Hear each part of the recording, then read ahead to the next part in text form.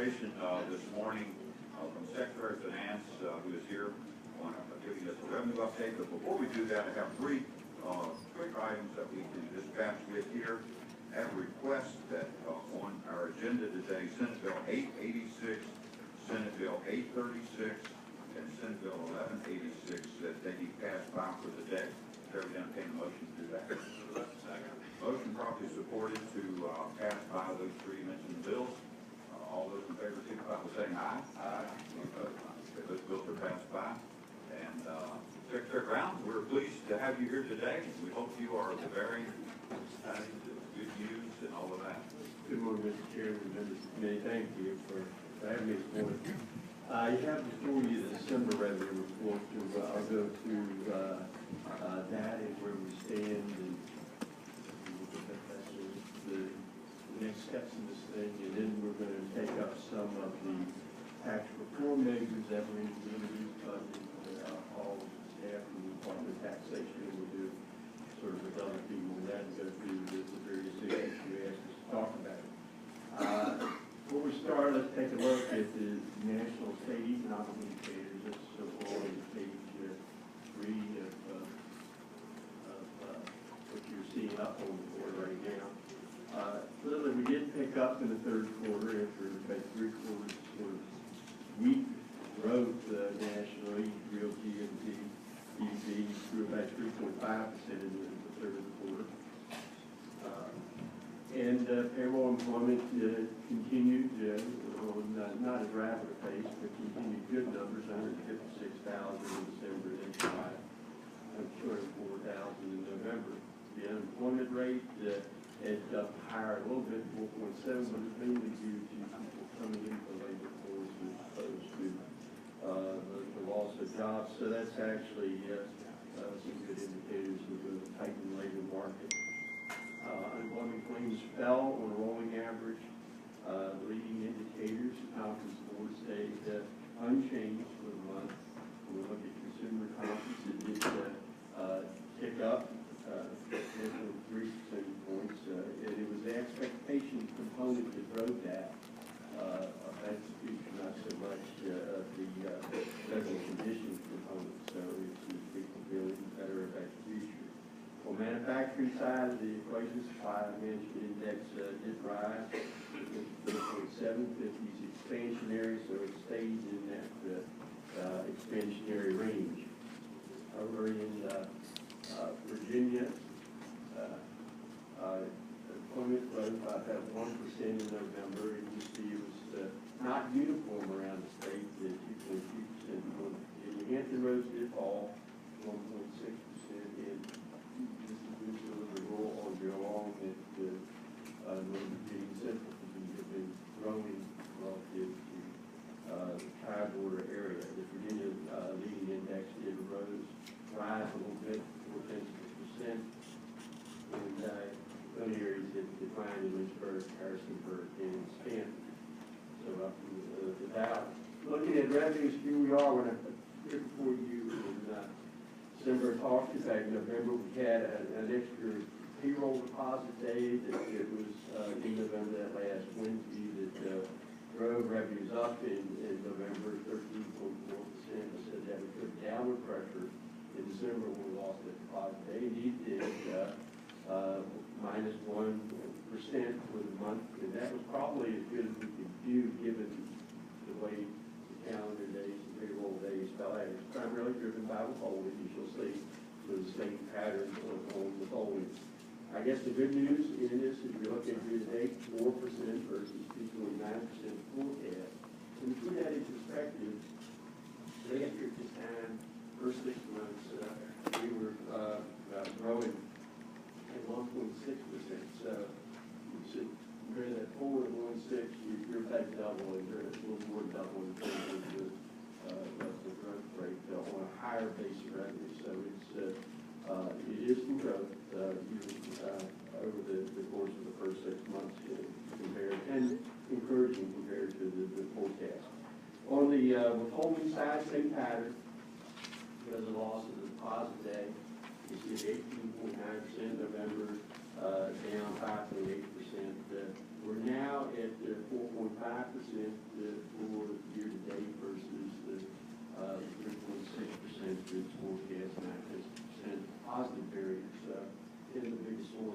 revenue.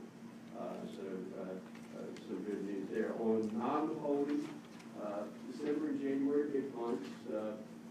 We had estimated payment due by the night on the 17th of January to the leading edge in December. You can see through year to date, you look at the sort of tail from the bar in December. We had an increase of about 1.5% in the non-withholding, 800 million compared to about 780 million the prior year. And our estimate for the year is for a 7% decline. So again, a positive variance. In fact, it's very early in terms of that 416 tax year estimated payment in January. We'll have more to say about that. We'll get January revenue. On the refund side, it's not a big month. Nonetheless, running ahead at this stage of the game, we've got a 10.7% decline year to date versus 1.5% growth, which is forecasted. This is sort of the first relationship that is negative. You pay less money out, so more money stays in the general fund, and it's a positive variance. All three components of net income, tax up, withholding, non-withholding, refunds, is not surprisingly on the bottom line. We're doing fairly well when we get individual income tax, 4.8% versus 2.9% is forecast for that. So that's pretty much the income tax. They have a little on the sales tax side. This is one of the sources of lagging in the course of the year. It had a good month, 10.4% positive. Now that number is a little bit misleading in the sense that December sales tax last year had some big refunds, and one-time refunds. So you're comparing to a smaller base. That's driving that percentage up somewhat. I would say that probably half of that percentage is due to that tax, and the other 5% is due to bank growth. So it's not quite as good as raw numbers seem to indicate, but good growth compared to where we've been in sales tax. We still have a way to go in sales tax. If we adjust for the accelerated sales tax, we're minus 0.1% year to date versus 2.8%. That is the forecast for growth. The way to go there on corporate, it is a significant month in December for corporates as we get estimated payments that come in from most of the corporations. We had a 3% decline in December, but when you look at over the course of the year, we're at 9.5% for 6 months in corporate versus 3.8%, so well ahead of the forecast, and that's some smoothing out. If you look at sort of the historical benchmarks of where we should be on corporate, the historical average is about 40.8% of the estimate is collected at this stage of the game, and we're right at 40%, so we're right sort of on that number when we look at it. On recordation, another month of increase, 5.6%, and year to date we're now at 11.6% versus the 8% that is forecast. Again, positive. On insurance premiums, we paid $163 million into transportation. So when it starts to flow into the general fund, we're at the positive $90 million in the general fund versus 87 last year. About 3.2% increase. The estimate for the year is about 1.5%. So we're probably a little bit ahead of that this stage. Beginning of March is the penalty for the insurance companies, and so that will be more news on that maybe in the spring. Here's a summary that it will give you. Actually, it's all on the general fund. You can see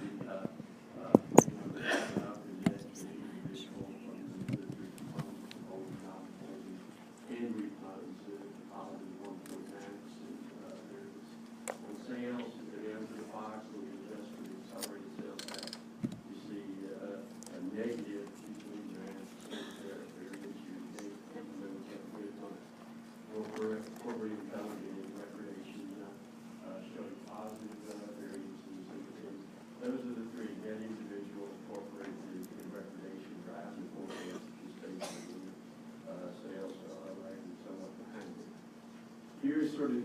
initiatives that we look at, we collected over time during this period of time. You see, the past 17 years, we collected about 47% of the actual receipts the state gave with 46. So, yeah, you get that ballpark over the numbers, nothing really that sticks out concerning. And the next steps is we go forward into January, we will have some important data. We'll have the individual estimated payments. We had the leading edge in December. That leading edge was up slightly, both in terms of the dollars and in terms of the check size coming in from the individuals. But there's a lot more left in investigating that will come in January. January 17th was the due date for that, so it was the next 10 days that will sort of wash out in the system. On sales, we'll get the December sales data. Remember, the numbers we're looking at are from sales in November. There's a lag in there, so when we get the January data, that's sort of complete Christmas season, and we have a better idea about all of the sales and what they've done. In terms of forecast, on the corporate side, we get more estimated payments basically the retailers that are on February and January fiscal year. So that'll finish up the corporate estimated payments. And then we get the normal withholding payments that come in. You do pick up an extra deposit day in January, lose deposit day in February. So just in terms of the calendar going ahead, what to expect for that. Here are, Mr. Chairman, I can take some questions now. That is the sort of the revenue report at this stage of the game. Do I take questions? Okay. Let's see, Rick, if you have any questions on Secretary Brown's update on the answers to the questions. Mr. Chair? Yes, Yeah. Mr. Barker. Will there be any, is there any scheduled reforecasting going forward from here, given that we're running fairly modestly ahead of where We would usually look at it with your staff's leadership. We have to get January numbers. That's usually, we usually close like 10 days there for the month. I think it all was scheduled before that on February 10th. So it might have some lead information, but probably not a whole lot.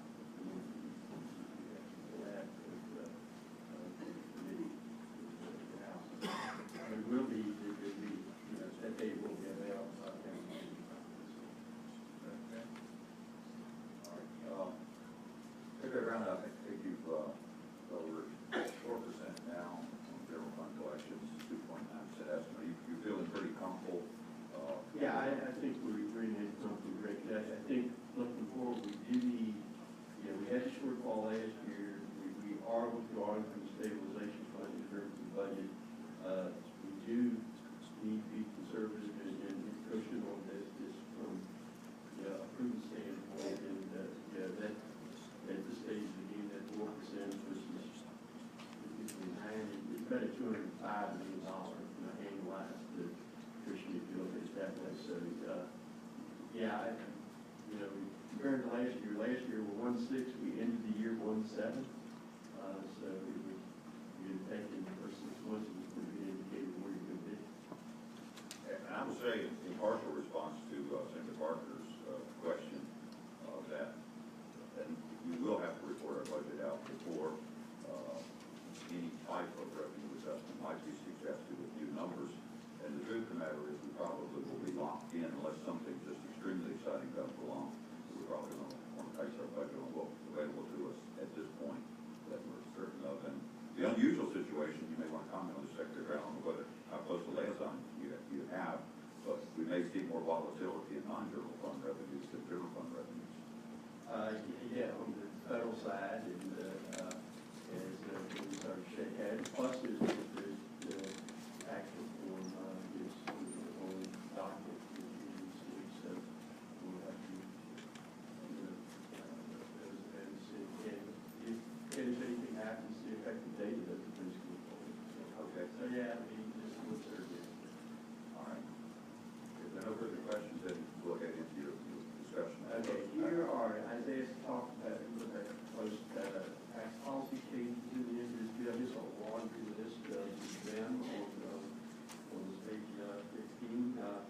start at the tax amnesty, get Mark Caskey from tax department to talk about some of the details of it. This would be the fourth amnesty program that we've done in the state.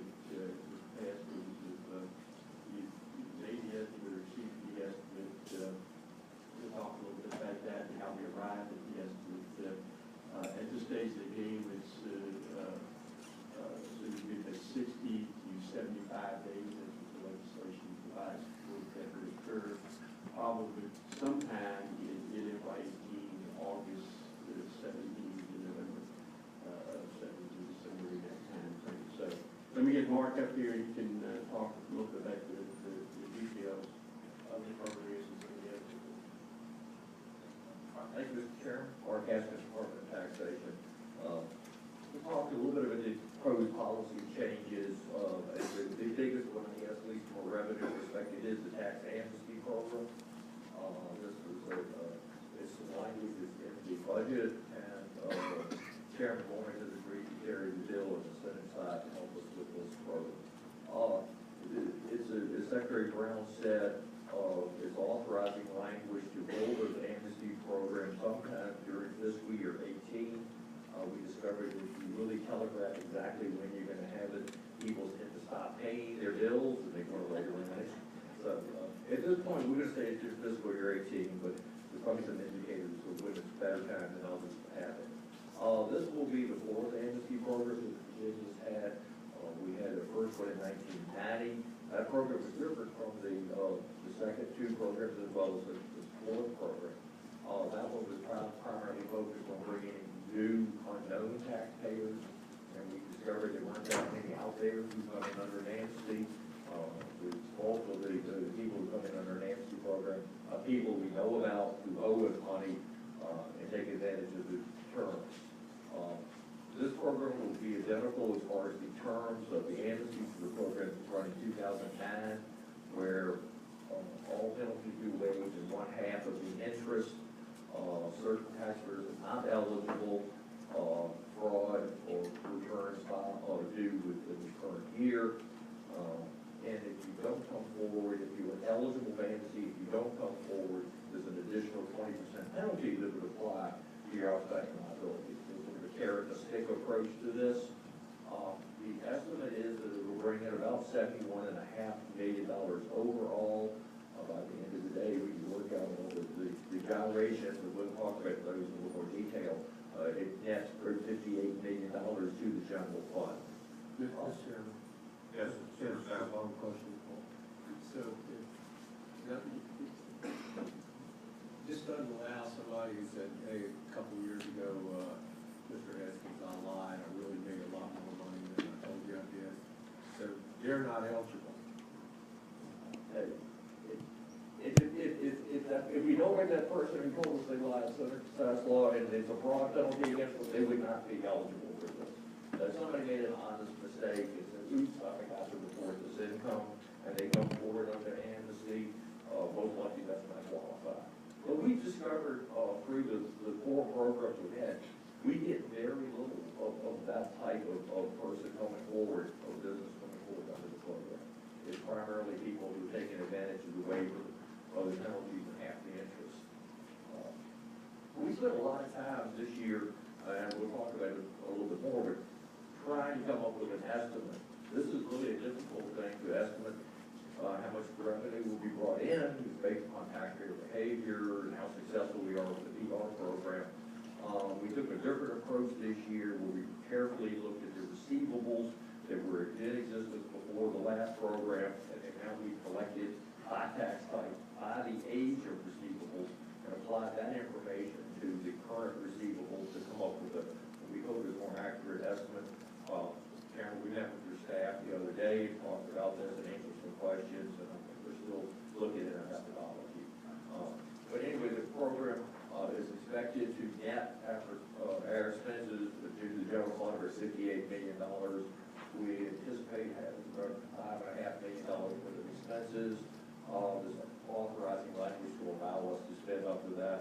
Our expenses for the PR, the mailing, and the contacting people in the forms can be recovered from the amnesty.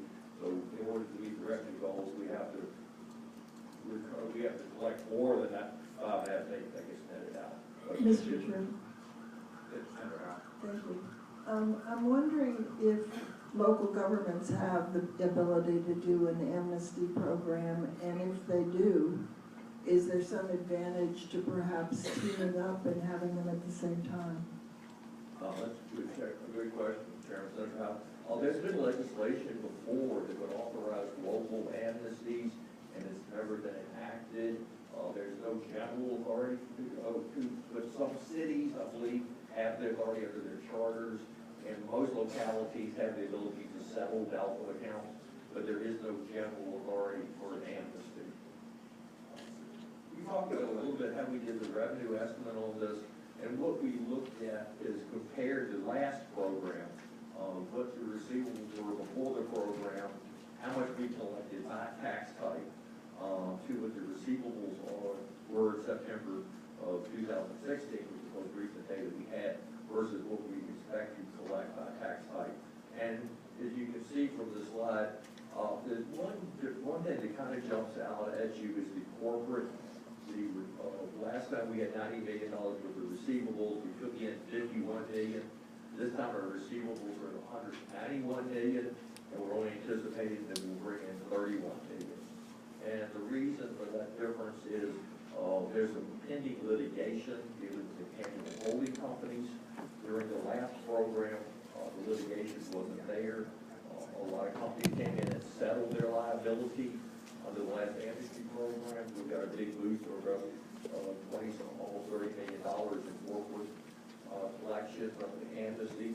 This time, because the litigation is pending, we don't believe we should be accepting that anybody coming in under the amnesty program while this litigation is pending. We won at the circuit court level in January of 2016. It's pending before the Supreme Court. We should have a decision hopefully by the summer. So depending on the result of that, may or may not change the amount of corporate revenue we can collect from the amnesty program. I just want to point out, if you look at the chart, the collectibles, that one sort of stands out. There's a big difference between the last program and this program. It's all related to litigation. The $70-some million in corporate receivables tied to this one issue. Mentioned earlier that you start with the $71.5 million, and at the end of the day, you get the $52 million of general fund. This gives you an idea. It's related to the sales tax. Not only will the general fund benefit from amnesty, but transportation would benefit, as well as local government. Senator Howell will get some benefit out of this through the sales tax distributions and education. So this just gives you a breakout of the sales tax, of all the revenue, for which fund is going to end up going to. I mentioned earlier, we've had 3 previous programs. First one was in 1990. That was a river program for unknown individuals, locally or unknown taxpayers. We brought in $32.2 billion. The second one was in 2003, which is very similar to what was done in 2009 and what we're proposing here. We brought in $90 million. The program in 2009 brought in $103 billion. Again, we spent a lot of time on the estimate to say we're going to bring in $71.5 million. But we're waiting to work with your staff to refine that number, see if they have any questions. Other states have recently had amnesty programs. We're not the only one. This chart just gives you a little bit of information about the states that have recently had amnesty programs. All the states but 2 exceeded their goals. Kansas and Missouri were slightly below their estimates. That was the biggest issue from a revenue standpoint of the tax policy changes. The next one is an expansion of the sales tax nexus rule. Senator Hanger has graciously agreed to pay for this. Language is also included in the budget. For those of you who've been following sales tax for a number of years, Senator Hanger has been a large proponent of some of these issues of collecting and expanding the judges will collect sales tax from remote sellers over the internet. That's what this deals with. There's a U.S. Supreme Court case that has set the rules. Quill, that says in order for a state to require someone who's not in the state to collect their tax, they have to have physical presence in the state. issued a ruling in 2015, and we determined at that point, well, it was constitutional under Quill for someone who had inventory in Virginia. That didn't comport with Virginia's law. When Virginia law defines physical presence, it talked about real property in Virginia, owning a warehouse and that type of property in Virginia. What this bill would do would be to expand our nexus requirements to say if you're an out-of-state dealer and you are storing inventory in Virginia, whether it's in your warehouse or some other party warehouse, that would be enough to require you to collect Virginia sales tax. We believe that that is probably a better approach to go after some of these out-of-state dealers to get their sales tax. Other states have taken different approaches. Some states have gone out and they're directly challenging the Quill decision. South Dakota, Alabama, they're fighting to go to the Supreme Court first. Other states are working with the Streamlined Sales Tax group and lobbying Congress to change the rules to allow states to do this. A third group of states, that's Colorado, has gone out and said, well, we can't make you collect taxes, we can make you report how many sales you made into our state. We looked at all of those. I think there's a lot of litigation involved with it. This one we feel is clearly constitutional under the Quill decision, because you do have physical presence in Virginia, which is not real property. We would expand the law to say inventory taxes. Another way to collect some of the sales tax is if you buy something over the internet or someone doesn't charge you sales tax, there's a use tax reporting requirement. And I know all the members of the Senate Finance Committee religiously add that to their income tax return and report it every year. Someone doesn't charge you sales tax, you put that little, fill out that little line and say, here's the use tax item. Well, we discovered that the software companies that most people use when you're filling out going through the TurboTax or their agent or block or whoever, they ask you, did you have any purchases that no sales tax was collected on? And you answer yes or no. What we are doing is we've changed their requirements. The software companies no longer is going to be a yes or no question. You have to put 0 on that line on the return. And that sounds like it's the same difference. Do I say no or put a 0 on the return? We discovered that other states who made this change brought in significant revenue. Apparently people think a little differently when they're saying, no, I didn't make any purchases subject to tax, versus when they're filling out the actual tax return and they get to that line and put a 0. So by making that simple administrative change, we believe it's probably going to bring in about $2 million in revenue. Another issue we've been dealing with, and we're always aware about, is refund fraud.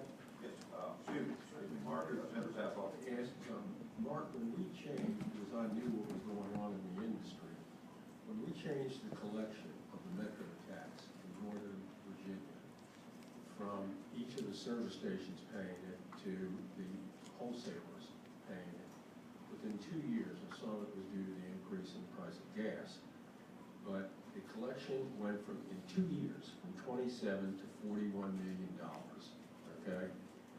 So let's assume that gasoline dealers aren't the only dishonest people on the planet, okay? And let's assume that, they've got convenience stores, various other small businesses around the state. The big box stores aren't the problem because everything's computerized there. But I have had people tell me that they estimate, based on what they've seen, how it went up in that this state is losing in underreporting of sales from various businesses around the state well in excess of $1 billion a year in taxes. Well in excess of $1 billion a year.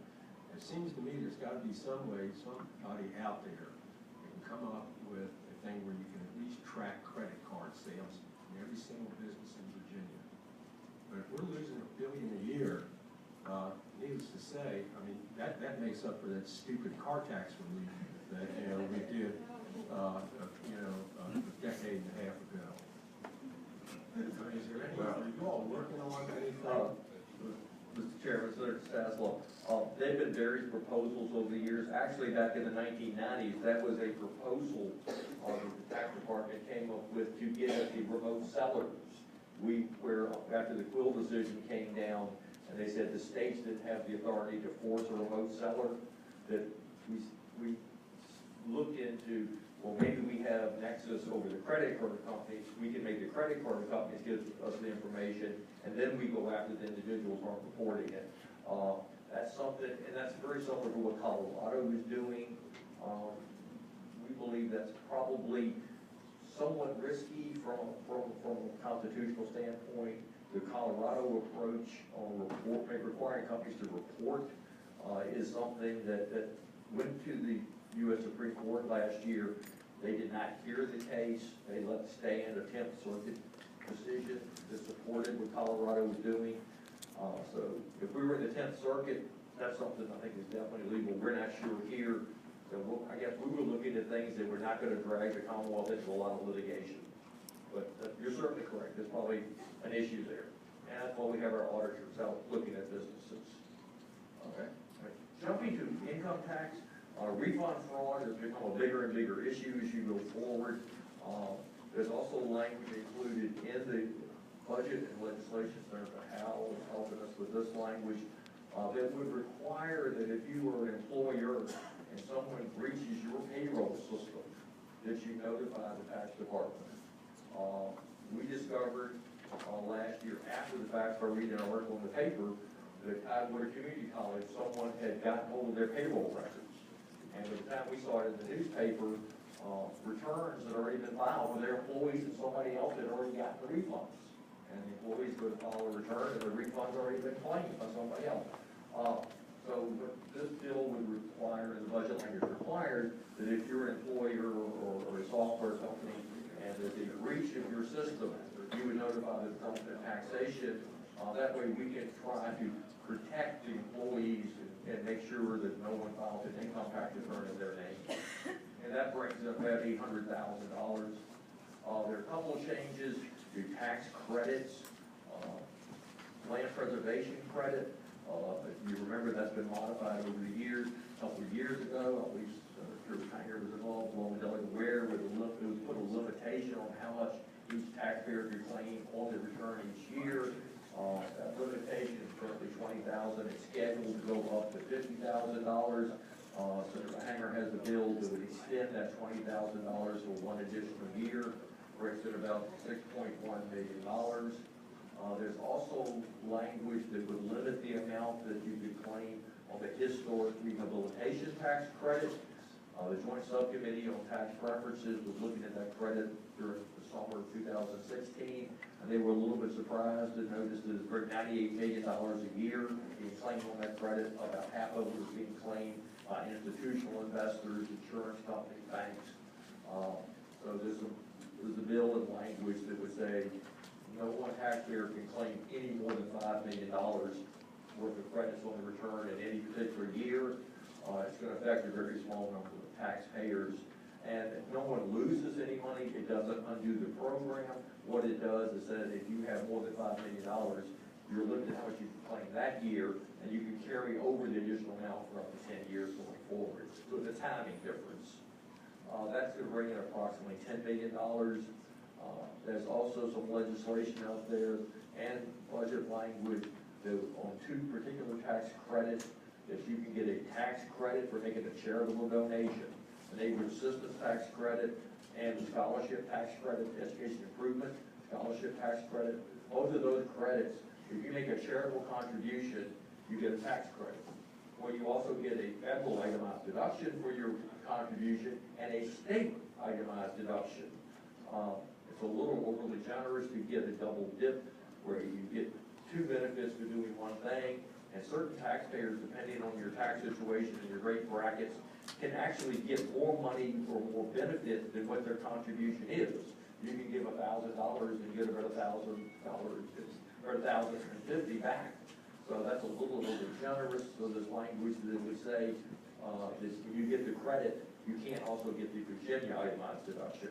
We can't do anything with the federal, but we would limit it if you can't get the Virginia itemized deduction. For $2 million, there's also a couple of bills out there, House and Senate bills that would extend the current sales tax holidays for 5 years. They're scheduled to expire in 17th. I'll be glad to take any questions. And Mark, on that last one there, I'd just like a reaction, not at this moment, you know, come up to me the thought of, I've never been an advocate for these sales tax holidays. What would anybody object if we just did away with them? Don't come talk to me about that. We'll be glad to discuss it anytime, Mr. Chairman. Mr. Chairman, there was one other full measure or addition to the revenue stream that you asked me to talk about, and it's the Virginia Occupational Safety Health civil penalties. This program is a federal program delegated to Virginia, carried out by the Department of Labor and Industry. What has happened here is that the program has been in place for a number of years, and the federal government updated the dollar amounts that are collected from civil penalties in its law in 2015. The last time those civil penalties had been changed, I think, was 1990. We have delegated administrative authority over that law in Virginia, and one of the provisions of that is we stay consistent with the feds in terms of the application. In terms of updating just the civil penalties, the Virginia law allows the Department of Labor and Industry to keep a small amount of those penalties for administration and to match some of the federal grants that get.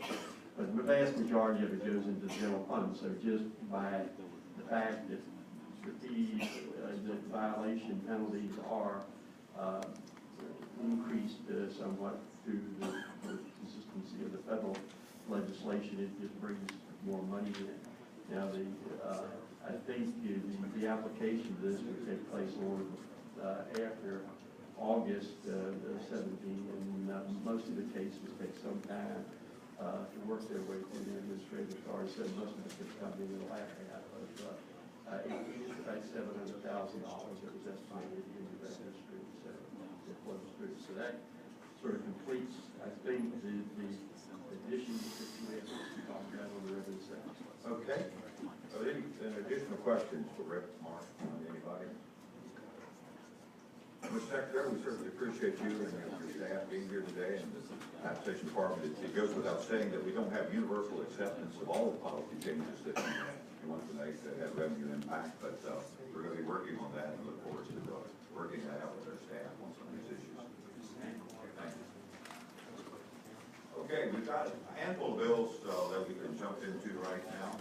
If the members could give their quick attention to our docket. And I think Senator Edwards has been sitting here patiently with his bill.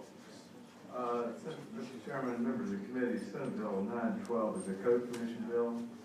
And before you fall asleep, let me explain what the code commission does, which is to reorganize the You're not going to totally explain that, are you? No. And to abolish obsolete laws and so forth. This has to do with something you'll make you very excited about, and that has to do with reorganizing additions, subtractions, deductions, and modifications from the taxable income. We start in Virginia, as you know, we're a conforming state with the federal government, so we start with the federal income, federal adjusted gross income. And from that, we reduce Virginia additions, we add Virginia additions to that, then we take Virginia subtractions from that, and then we arrive at the Virginia adjusted gross income, from which we deduct Virginia deductions, and then we make other modifications. The current law has all that in one section, and it's very complicated, it goes on and on and on and on and on. So what the Code Commission is recommending is break it into 4 categories. The Virginia additions into one section, easy to read. Virginia subtractions in another section, easy to read. Virginia deductions in a 3rd section, and then the Virginia modifications. That's essentially what it does. It does not make any substantive changes in the tax law or how you calculate the tax law. And it, as I say, it's a recommendation of the Code Commission. People a lot smarter than I have figured this out. Okay. The recommendation, everybody seems to like it. Okay. I'm sure there's some expert somewhere. It appears that it does make sense to do this rearrangement. I would only have one question to see if anybody else has any others. if tax is not left the room. Will this necessitate any changes in the tax form itself? I don't believe so. This is, no. No? Okay. All right. Anybody here speak in opposition to this code bill? Let's let the commission. Motion properly supported that we report the bill, that is Senate Bill 912. Any further discussion? Hearing none, all those in favor signify by saying aye. Aye. Any opposed? All right, bill reported. Thank you, Senator Evans. Senator Peterson. Yes, sir. Mr. Chair, this is Senate Bill 925, sort of one out of my greatest hits collection. The 5-cent plastic bag tax, which would apply to localities in the Chesapeake Bay watershed, wholly within that is. Basically, the principle is that we have too many plastic bags in circulation. Retail stores use them, frankly, willy-nilly. I mean, I always say when I go to 7-Eleven to get a Coke at a Richmond Times Dispatch or wherever I am, they put everything in a plastic bag, oftentimes multiples. And basically, this would just put a tax on those bags for the specific purpose of limiting the number of bags. The retailer would keep essentially 20% or 1 penny off every 5 that they collect. That's how they would be compensated. The rest would be remitted to the state. And it's funny, I've sort of been sleepwalking through yesterday's debate when it suddenly occurred to me that water quality improvement is apparently a big issue in the Republican caucus. So now that I know y'all are great environment lovers and so very concerned about the quality of the Potomac River, here's a funding source to take care of that. And so I'm just trying to make everybody happy. Okay. Now, this question's asked the people of Washington Post. We're big into that now. Mr. Chairman, our environmentalist Dick Black is not on this committee. All right. Senator Long. Mr. Chairman, talking about plastic bags, I think perhaps we ought to let this slumber in a bag, and I move to pass it on. Okay. Motion properly supported. Mr. Chair. So you have some. I had some folks that had come down to testify. Sure, if we've got some folks here, we certainly would extend that courtesy to them, and we will not be too quick on this. I am aware, well, maybe this way we'll share. You would introduce yourself? Hi, I'm Esther Martin. I'm the president of the Friends of Little Honey Creek, which is a tributary of the Potomac River in Fairfax County. And I want to support this bill, SB 925. We began doing annual cleanups in Little Honey Creek in 2002, including your colleague, Senator Searle.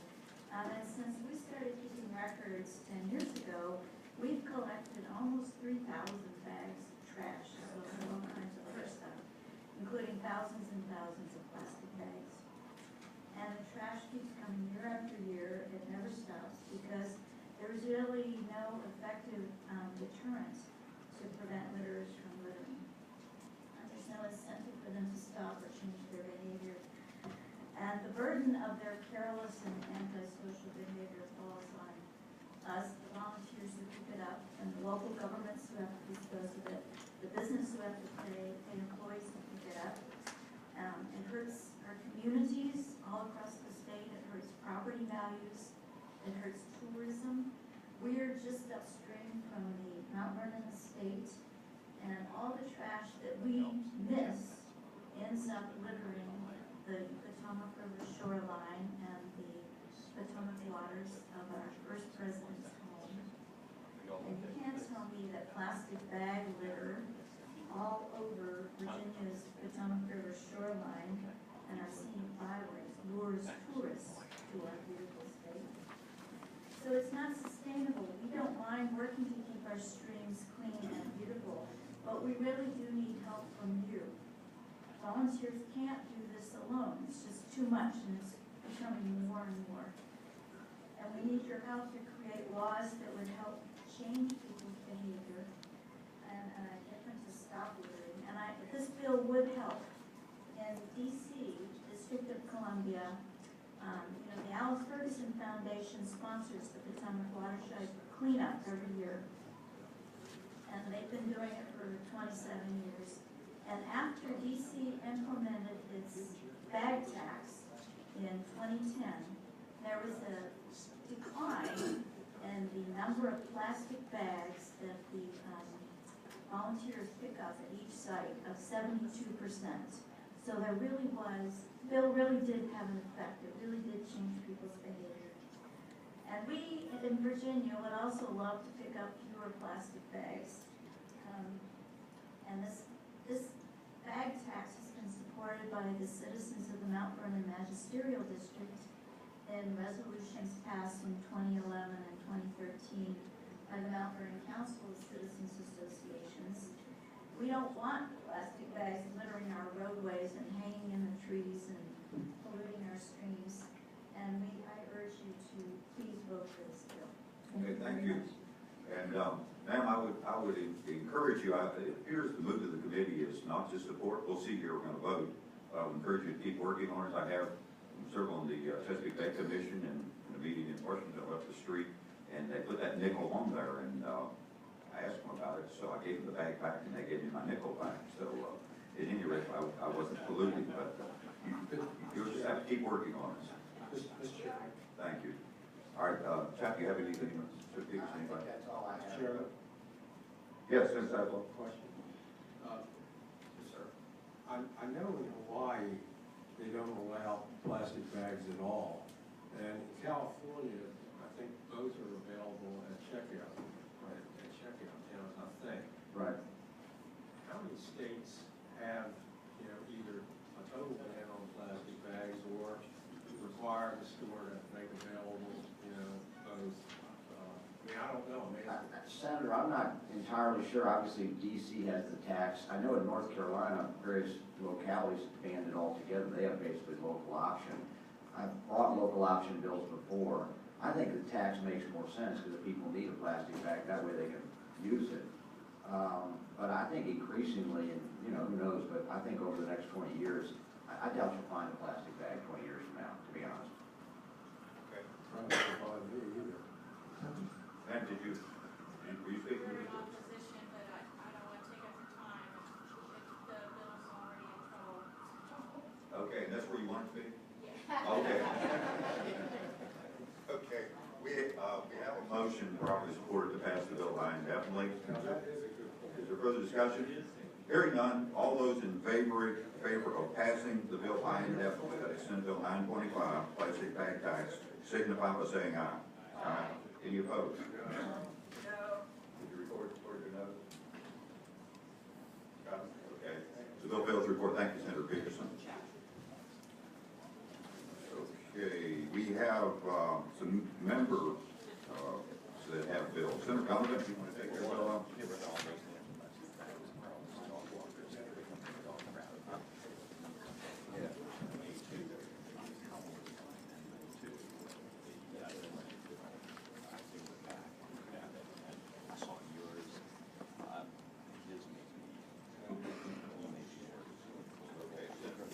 Thank you, Mr. Chairman, members of the committee. This is Senate Bill 1025, and this is something that the SCC asked me to bring before you today. It is really a procedural cleanup bill.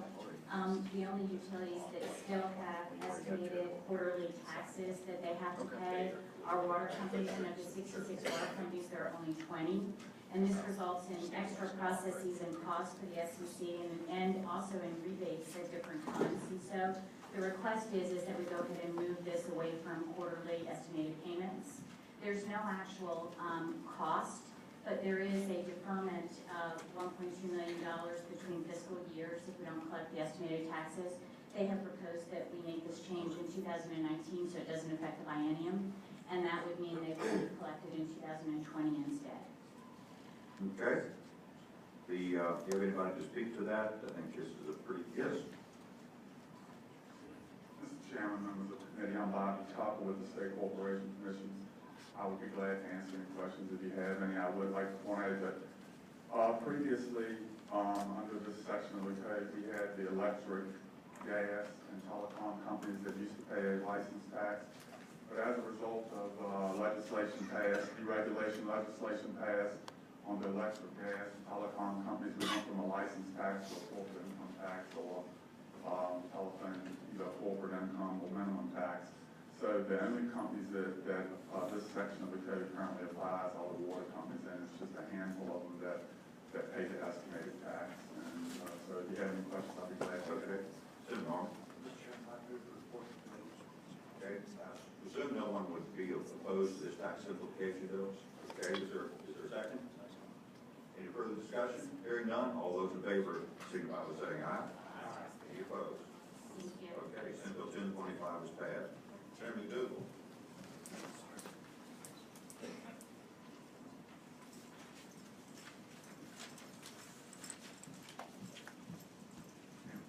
Mr. Chairman, this is Senate Bill 843.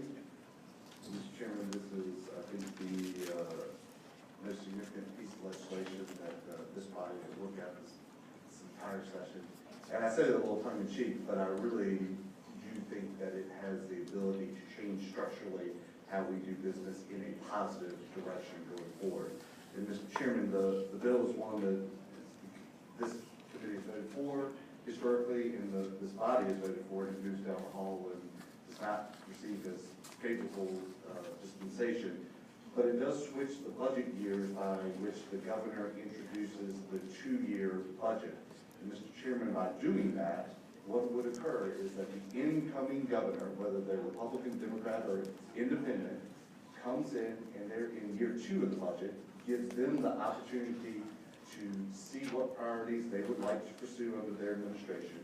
Also means that when that governor is proposing amendments, they're not proposing them for a full 2-year cycle, but only amendments to change what we've already made decisions policy-wise about in the budget. And then, in the 3rd year of their administration, they're proposing a 2-year budget, so they are operating their administration under the priorities that they wish to pursue.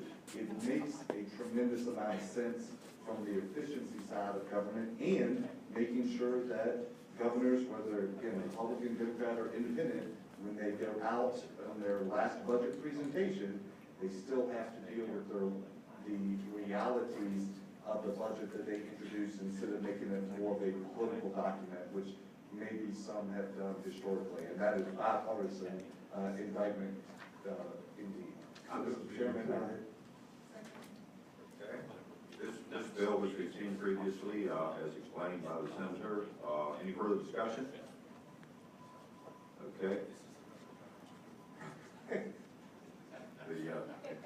All right, hearing no further discussion, all those in favor of reporting the bill, that is Senate Bill 843, signify by saying aye. Any opposed? Our Senator Dugal, you can go talk to the House again. Mr. Chairman, we might still have some windmills down the northern neck, Senator Sasslaw, come on down. All right, thank you.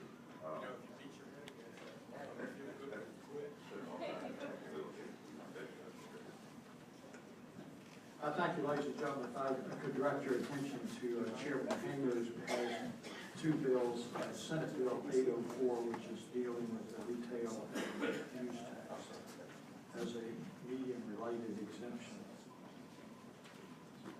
Thank you, Mr. Chairman. This bill would extend the sunset that we put on this, and I believe we have a couple of people here that would like to speak briefly to this report. Would y'all like to speak to it, or just only of the county difficulty? Okay, we need an explanation. This is an exemption that we've had in place for some time, and as you know, the policy of the committee is to sunset these. So this was sunsetted. It has no revenue impact because the revenue impact has already been assumed in the budget. The JLARC has done a study that would indicate that if we were to return to taxing this, what is classified basically as a service, that would produce $5 million a year. But essentially, we discovered that this is appropriate and fair, and we want to continue this particular exemption. Does any member of the committee have any questions of Senator Hanger? Senator Hanger, I know last year we were attempting to chronologically align some of the sales use tax exemptions. Is this consistent with what we were doing last year? Yes, I believe 2022 was the year. That's correct. Yes. Another question, does this pertain to buying gear and trends in the Fourth Estate?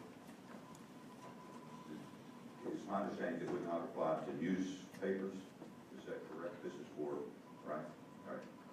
That's the Fourth Estate, I think. Any other questions, Senator Hanger? Senator Sasslaw has a question too. Who would this apply? It applies to printed materials purchased by advertisers in Virginia for out-of-state distribution. And these gentlemen can speak to that if you want more specifics on that. This would be generally some fairly large advertising. Senator So Sasslaw. that's, I want to speak to it just briefly in terms of the, to make sure we're accurate. Good morning, sir. I'm Benny Bowman. I'm the President and Chief Operating Officer of Work Higginson Associates, a commercial printing company here in Richmond, Virginia. And this would apply to direct mail in some cases, but more often marketing materials that were manufactured for an out-of-state client or an in-state advertising agency. So that we are working with, say, the Martin Agency here in town, but we're doing work for one of their clients that's out of state, and we ship it out of state. Senator Sasslaw has an answer to your question, sir. Thank you very much for being with us, sir. Any other members have any questions? Anyone else who'd like to speak for or against the bill? If not, Senator Hanger moves that the bill be reported. I'm sure that is a second. Thank you very much. Any discussion? All those in favor of reporting the bill signify by saying aye. Aye. All those opposed, the bill is reported. Senator Hanger, 977. Thank you, Mr. Chairman. This particular bill is our somewhat annual tax conformity bill. As we're all aware, we at Virginia is a conforming state, so when the federal government changes the rules, then we have to enact legislation to either deconform or continue to conform. Interesting tidbit about what this bill this year, as much as Congress has talked about the need for tax reform, last year their only product of their effort was to produce a change in tax code which would allow an exemption for the monies and medals paid to Olympic gold, silver, and bronze medal winners. So that essentially is the essence of what we're doing. You know, it's worth $25,000 to win a gold medal. Yeah. So at any rate, that we would be exempting that from the bill. This has been captured as the hospital. Any member of the committee have any questions of Senator Hanger on Senate Bill 977? Anyone wants to speak in favor? Anyone wants to speak in opposition? Hearing none, the motion will be appropriate. To move the second that Senate Bill 977 be reported, all those in favor signify by saying aye. Aye. All those opposed, that bill is reported. Thank you, Mr. Chairman. Thank you, sir. I believe that completes today's dockets.